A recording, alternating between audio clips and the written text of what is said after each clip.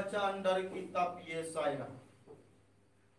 Dalam tahun wafatnya Raja Uzia, aku melihat Tuhan duduk di atas takhta yang tinggi dan menjulang, dan ujung jubahnya memenuhi bait suci. Para serafim ada di sebelah atasnya, masing-masing mempunyai 6 sayap. 2 sayap dipakai untuk menutup muka mereka, 2 sayap dipakai untuk menutup kaki, dan 2 sayap untuk melayang-layang. Mereka berseru seorang kepada yang lain, Kudus, kudus, kuduslah Tuhan semesta alam, seluruh bumi penuh kemuliaan-Nya. Maka bergoyanglah alas ambang pintu disebabkan suara yang berseru itu, dan rumah itu pun penuhlah dengan asap.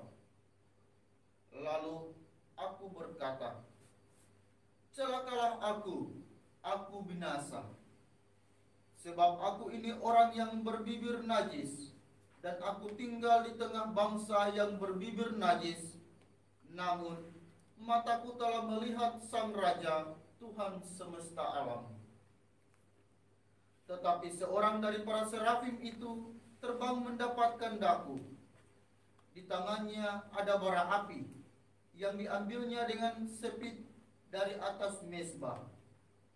Ia menyentuhkannya pada mulutku serta berkata, lihat, bara ini telah menyentuh bibirmu, maka kesalahanmu telah dihapus dan dosamu telah diampuni. Lalu aku mendengar suara Tuhan bersabda, siapakah yang akan kuutus? Dan siapakah yang akan pergi atas namaku? Maka aku menjawab, inilah aku, utuslah aku. Demikianlah sabda Tuhan. Syukur kepada Allah. Referen Mazmur tanggapan, Tuhan adalah Raja, ia berpakaian kemegahan. Tuhan adalah Raja, ia berpakaian kemegahan. Tuhan adalah Raja, ia berpakaian kemegahan, dan kekuatanlah ikat pinggangnya. Tuhan adalah Raja, ia berpakaian kemegahan. Sungguh telah ditegakkan dunia, tidak lagi goyah. Takhtamu tegak sejak dahulu kala, dari kekal engkau ada. Tuhan adalah Raja, ia berpakaian kemegahan.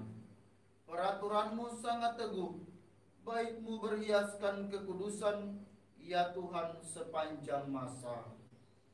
Tuhan adalah Raja, ia berpakaian kemegahan. Bait pengantar Injil. Haleluya, haleluya, haleluya. Haleluya, haleluya,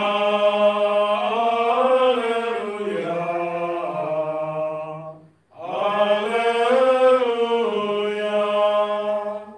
Berbahagialah kalian kalau dicaci maki demi Yesus Kristus, sebab Roh Allah ada padamu. Haleluya, haleluya, haleluya.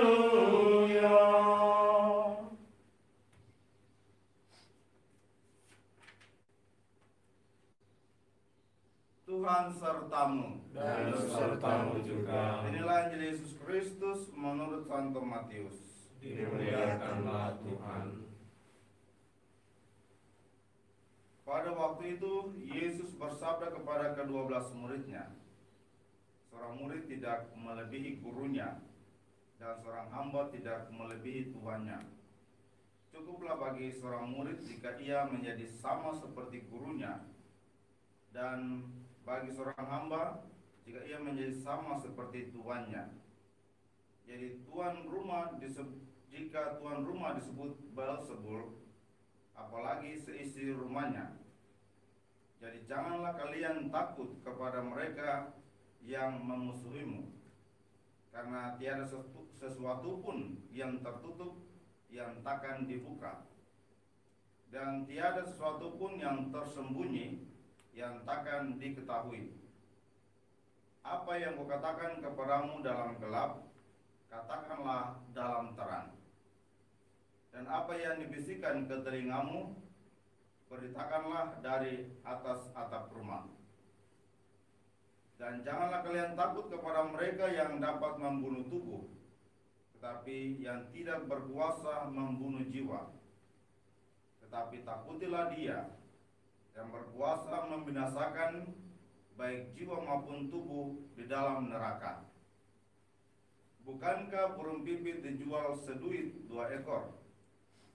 Namun tak seekor pun akan jatuh tanpa kehendak Bapamu.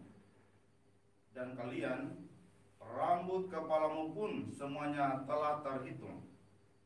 Sebab itu, janganlah kalian takut, karena kalian lebih berharga daripada banyak burung pipit. Barang siapa mengakui aku di depan manusia, dia akan kuakui juga di depan Bapakku yang di surga. Tetapi barang siapa menyangkal aku di depan manusia, dia akan kusangkal di hadapan Bapakku yang di surga. Demikianlah Injil Tuhan. Terpujilah Kristus. Brother, saudara-saudara yang terkasih dalam Tuhan kita Yesus Kristus, bacaan Injil hari ini lebih menyerukan kepada kita, jangan takut, jangan takut, jangan takut mengatakan yang benar, jangan takut melakukan yang benar, dan seterusnya. Senang pengalaman ketika di paroki Alusi, kalau bulan-bulan ini, bulan Mei, Juni, Juli, itu angin kencang. Pada saat saya itu jalan darat belum terlalu bagus, sehingga harus lewat laut, ombak kencang. Beberapa kali ketika naik speed menuju dari Alusi ke Somlaki, tapi sehingga bisa melihat Kerwain. Ada ibu-ibu juga ikut. Dalam perjalanan mereka selalu berteriak, aduh tolong Tuhan, berteriak terus dalam speed itu. Nah, yang laki-laki kami ya sedikit tertawa pun ada takut sedikit juga. Pergi balik juga mereka ikut lagi. Pergi sampai melihat balik, ketika kami balik urusan di Semlaki balik, mereka ikut lagi. Berteriak lagi dalam speed, menangis apa. Ada yang muntah, tapi tetap ikut aja. Balik lagi ke Semlaki ada juga. Saya bilang, ibu-ibu kamu selalu takut, tapi kenapa kamu pergi suka berjalan terus musim kencang ini? Lalu mereka bilang, ya bagaimana lagi? Anak-anak ketung harus berjalan begini, biar dalam perjalanan angin kencang, ombak, anak-anak yang sekolah semua ketung harus pergi berjualan atau bawa bekal kah untuk anak-anak. Itulah yang disebut perjuangan dalam menghadapi kehidupan. Ada banyak tantangan, tetapi terus maju. Begitu juga untuk para pewarta yang diutus oleh Tuhan, setiap orang yang beriman pada Tuhan dan diutus mewartakan hal-hal yang benar.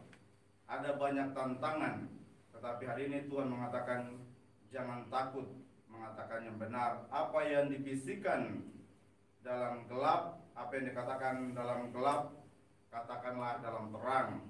Apa yang dibisikkan dalam ketelingamu, beritakanlah dari atas atap rumah. Karena yang benar pasti akan muncul, akan disampaikan. Jangan takut juga kepada orang-orang yang hanya dapat membinasakan tubuh tetapi tidak membinasakan jiwa.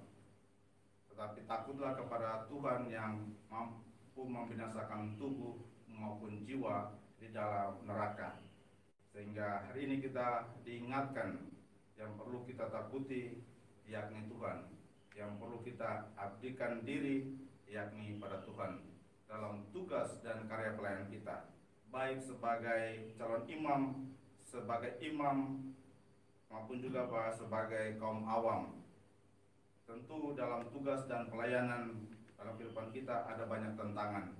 Tapi hari ini Tuhan bilang jangan takut.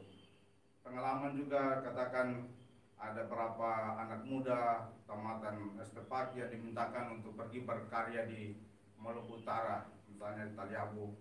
Pastor Thomas mengeluh, anak-anak ini kenapa mereka tidak mau datang berkarya di sini? Mereka takut mungkin kurang makan minum kah, atau takut nanti hidup susah kah.